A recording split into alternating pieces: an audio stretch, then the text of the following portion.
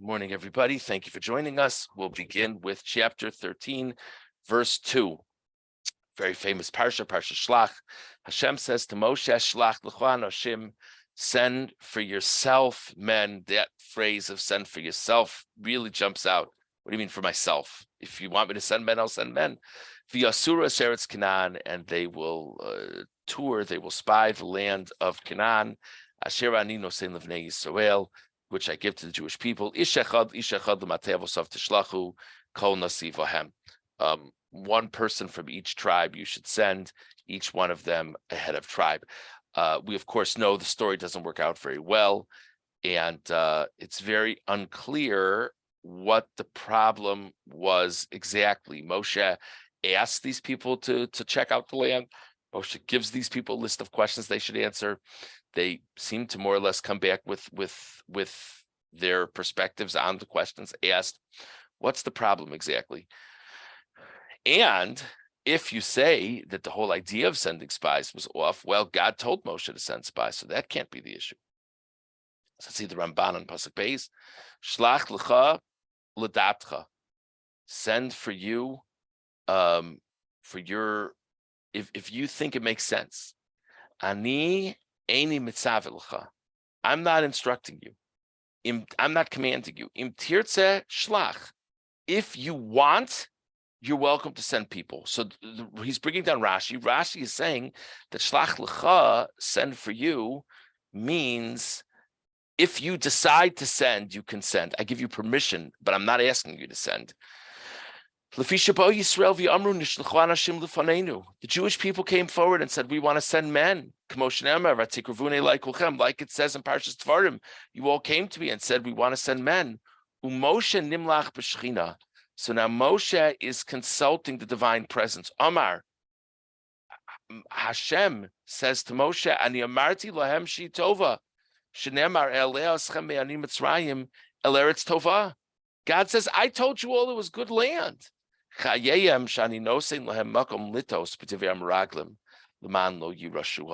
So it seems, according to the Medrash that Rashi is citing, that it was really incorrect for them to ask for spies to check things out. What do you mean? You have to see if it's good. God told you it's good. So God giving Moshe permission to send spies is really giving them the opening to err. That seems to be the pshat, according to Rashi. But now the Ramban goes on and he says, V'yesh v'kan lishol. I have a question on this. Imkain, Moshe atzmo chata ba'inyan. According to Rashi's perspective, Moshe is making a mistake here as well. Shenemar v'yitav b'nei hadavar, because it says in Parshas Dvarim, when Moshe recounts this story another time in the Torah, it says, when you all came before me to ask to send spies, I thought it was a good idea. But according to what Rashi is describing, it's a bad idea to send spies.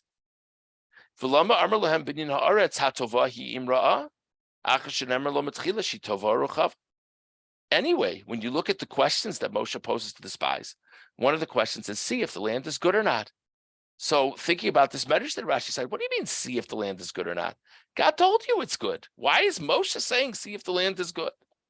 V'yod me'asu amiraglim. Ki Moshe amar lahem urisem es haaretz mahi v'yasa'am hayoshev aleha hechazaku arafeh hama'at hu imrav. What's this thing that, what did the Baraglim even do wrong? I mean, Moshe says to them, see the land, see the people there. Are they strong? Are they weak? Are they small in number? Are they large in number? V'yamar ba'arim habamachanim mivtzarim. He asked them, are they fortified? Are they not fortified? So these are all questions that he asked the Meraglim to answer, and they come back with a report. So what's the problem?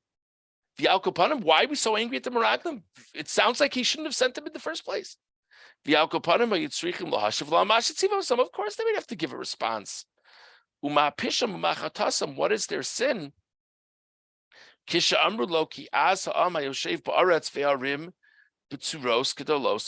What exactly are they saying when they say that the people are strong, and what's the sin when they say the people are strong and then the cities are fortified? Did he want them to just come and give a false report? Is that what he wanted from them? V'al tachshov ki haya pisham b'dibas eretz ocheles yoshvea bilvad. Don't think that the sin was the fact that they referred to the land as a land which consumes its residents. That sounds pretty bad. And it's far from clear that it's true. And don't think that that was the sin. Kalev was already grappling with them verbally, already verbally sparring with them before they got to that point of it. So the basic information they relayed seems to have been the problem. But these were the questions Moshe asked.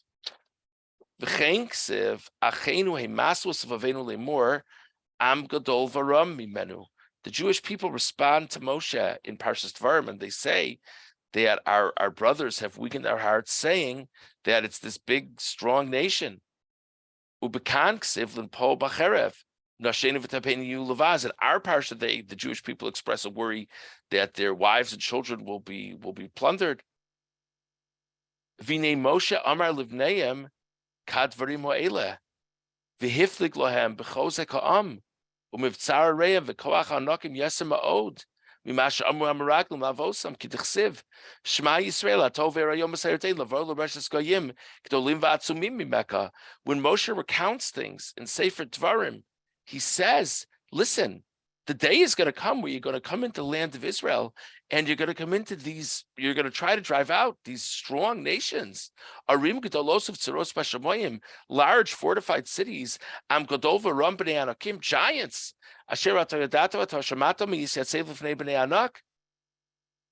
V'im hayapesham baraglim v'chatasim b'zeh, lama yani leiv b'neihem, ka'ani amaraglim leiv avosam. So if this was the problem of the spies, that they said scary things to the Jews, why in the world would Moshe say scary things down the road to the Jews? If that was the problem before. What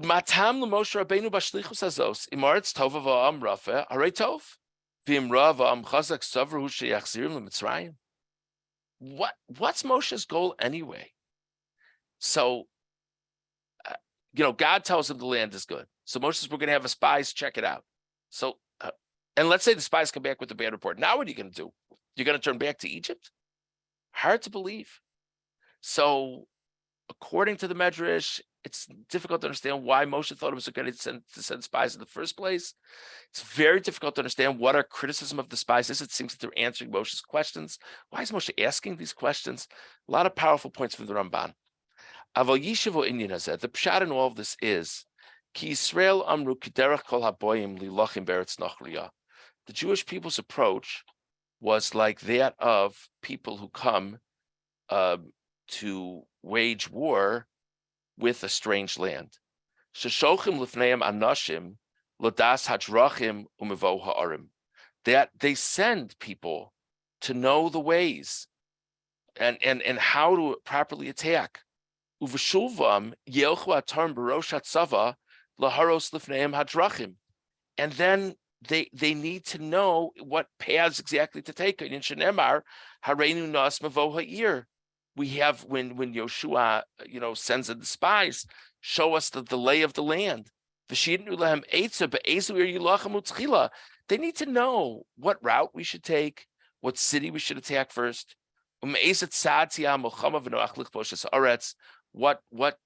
direction we should attack from.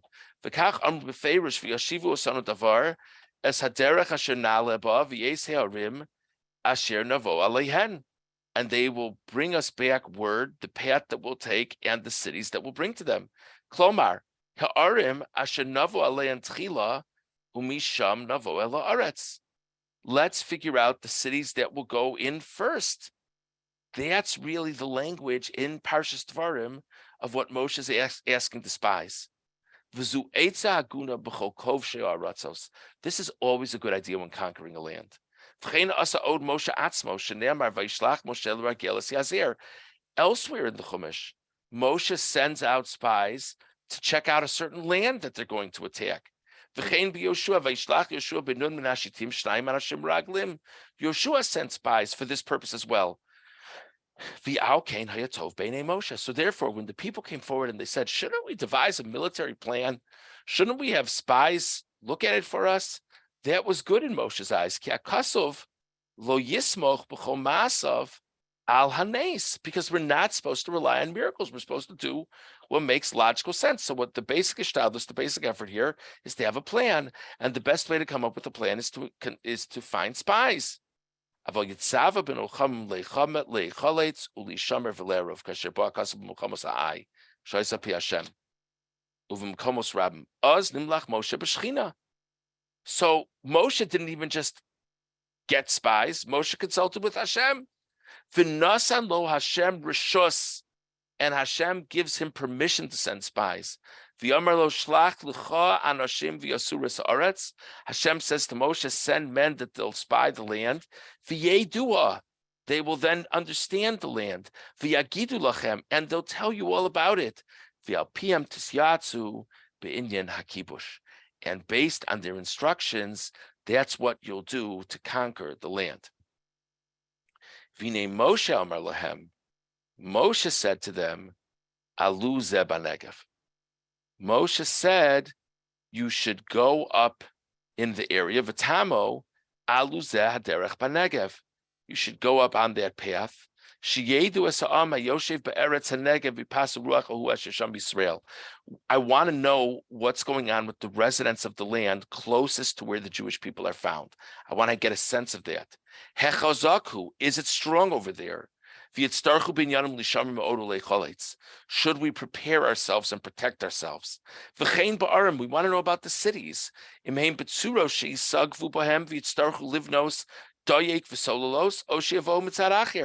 What's the fortification of the cities? Is it fortified?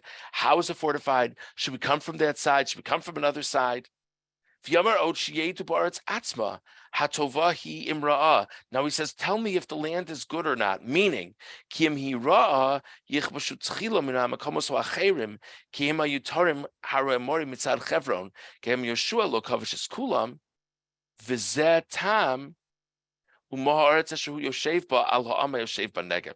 by the way, the Ramban explains that what it means, find out if the land is bad, doesn't mean if all of the land of Israel is good or bad.